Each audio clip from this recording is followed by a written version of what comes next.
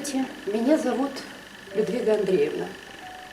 Я работаю в центральных электрических сетях ПАО «Якутскэнерго» в службе ремонта, службе подготовки и планирования ремонта, ведущим инженером по ремонту.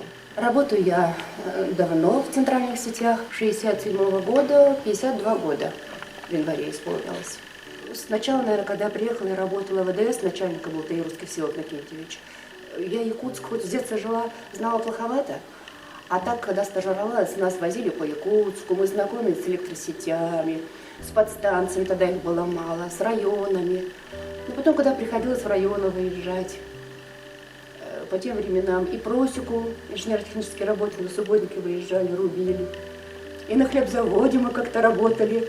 Во время реконструкции хлебозавода привлекали работников промышленного предприятия.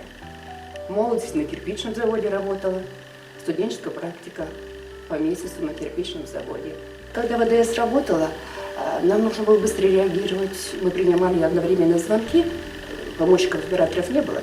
Диспетчер сидел и схемами руководил, и заявки принимал, звонки. Если откуда-то звонит, нужно быстро-быстро отреагировать, сообразить, куда посылать дежурную бригаду. Откуда звонят, почему. Но сейчас все-таки проще, сейчас компьютеры. Это на бумажке, как раньше, не надо писать. Когда приходишь домой и начинаешь вспоминать, отметил ты или нет переключение на бумажной схеме, а вдруг забыл, и начинаешь звонить диспетчеру, который смену принял. Сейчас проще все-таки. За мое время, сколько я работаю, много нового появилось. Пожалуйста, выстроен очень известный переход через реку Лена в районе Табаги. Все про него знают. Стали применять новые типы опор, провода, изоляторов. Два типа опор даже в нашей службе разработали мои коллеги. Это для Ягана, опора, которая не требует бурения. Там скальный грунт очень сложно, много времени занимает.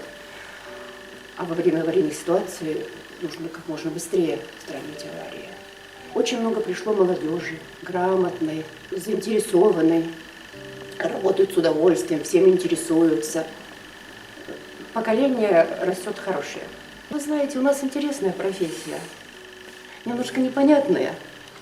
Вот видите, раз и свет горит. А особенно представьте, вот вечером едешь в автобусе, посмотришь в окна, свет горит за окошками, люди у телевизора сидят, кушают, дети играют, везде свет, светло, ярко. И думаешь, ну это же работа моих коллег, и немножечко моя заслуга. Как бы нас не ругали энергетиков, а мы своей работой гордимся. У нас хорошая работа, хорошая профессия, у нас волшебная профессия.